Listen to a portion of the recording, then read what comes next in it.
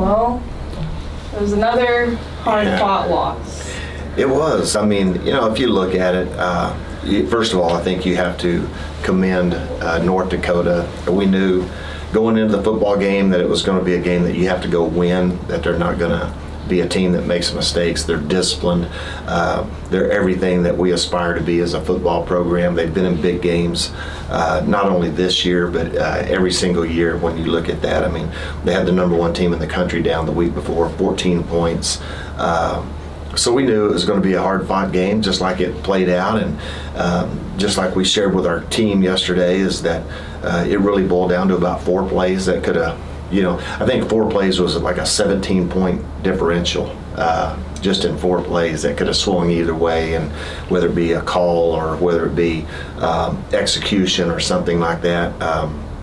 Could have changed the game in one direction or the other. So again, hats off to North Dakota.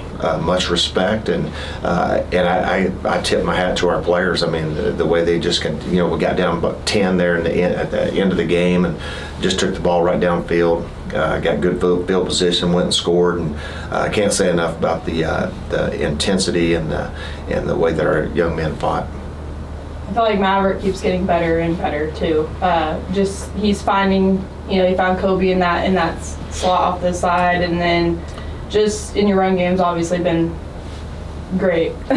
So just kind of talk about how well he's progressing this season going into the last 3. Yeah, I keep saying this. I mean, our better days are in front of us as a team. I mean, I think you saw a glimpse again of what we can become.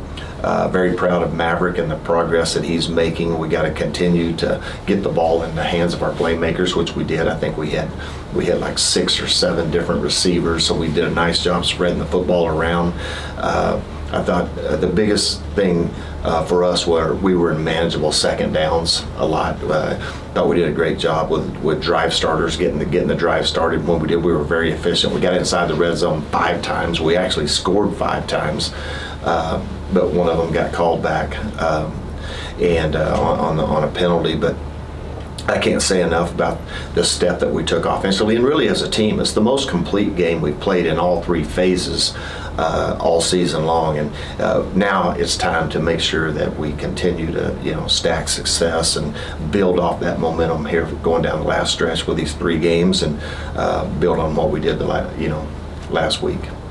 How was playing in the Dome too? It's something some of these players haven't really got to experience either, and had a ranked opponent as well at that time. I mean, what's that like? I mean, it was, we try to do a good job leading up to the contest, no matter where we're headed, kind of the environment, that you're going into, and kind of give them a visual of what it's going to look like. And playing in a dome was unique. I think our kids were kind of energized by it. It was something different. Very similar kind of the layout, like the Star over in Frisco, and so it was good. It was a neat opportunity for our kids to be able to showcase their skill against a ranked opponent, like you say, and our kids knew exactly what we were getting into going up there, and they just, at the end of the day, they just managed the game just a little bit better than we did. They had 2 takeaways. We didn't force any takeaways on defense. I just kind of felt like all day long. I mean, I was proud of our defense. I mean, we just allowed them, a couple of times into 3rd and 1, 3rd and 2, and then 4th and 1. So it was just kind of hard to get off the field at times. That's probably the best quarterback that we've seen all year long. I mean, an extremely efficient quarterback. He hit 10 different receivers. Very accurate throwing the football. So again, I like the development of all of our players, and back to Maverick, he just continues to improve, and we knew going into the season, I mean, he hadn't played really meaningful football in 2.5 years. That's a long time, and every week he does continue to improve. Yeah, so with even though it was a loss, I feel like partially in a way can also be a big confidence builders for you guys, because y'all were able to hang right there with a ranked FCS opponent. So potentially, what sort of confidence could that give you guys for the remainder of the season heading into this last stretch? Yeah, I think it really boils down to what do we do with it this week. I mean, we've got we got 3 quality opponents coming up. We've got to make sure that we stay hungry to improve. Our kids are excited. They understand that there's still a lot of we're in control of our own destiny.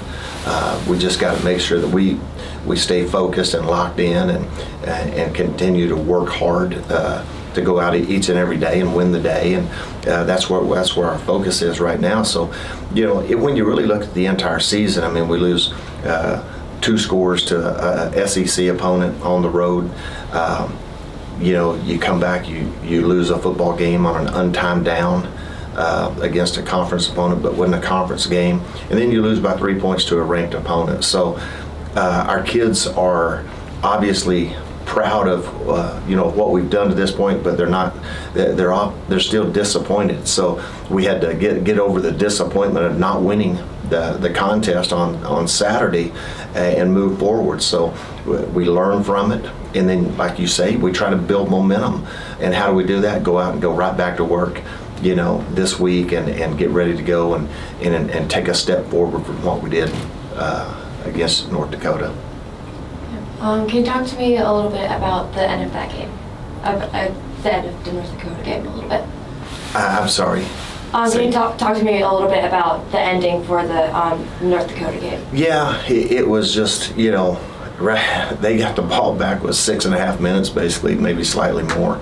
And it kept getting into 3rd and 2, the short yardage, and we couldn't get them stopped. They got 3 first downs and nilled it out, and we were trying to force people's fits and be aggressive. And again, that's a seasoned football team that has we got after the quarterback pretty good in the second half. And we bounced off of him several times, and we never rattled him. He just stayed poised and led his football team, and that's why we had so much respect for them going into that football game. But yeah, we would have liked to have gotten off the field, because I really believe we could have got a stop. I thought our offense was playing with a tremendous amount of confidence at that particular point in the game, and we felt 100% confidence that we could get the ball back and go score and win. Tell me about Tarleton. That's who you got next, and who's on the mind at the moment. I think Coach Witten's done a great job there, and they understand their system. They know who they are. You got Coach Nix on defense. They're going odd front and multiple and aggressive attacking style of play. So look forward to a great matchup. I mean, it's great for big country. Got 2 really good football teams gonna play a contest on Saturday, and we're excited about it. It's a conference matchup, so our kids are very excited about that, to get back into conference play and continue to try to build momentum. Got any Halloween plans for tonight? Oh yeah, no, I really don't. Yard work? No yard work. I'm actually will still be in the office trying to get prepared for this week and make sure that crossing every T and dotting our I's and making sure that we try to give our kids the best chance to win. And that'll be the biggest treat. Would be on Saturday night. Would be able to win.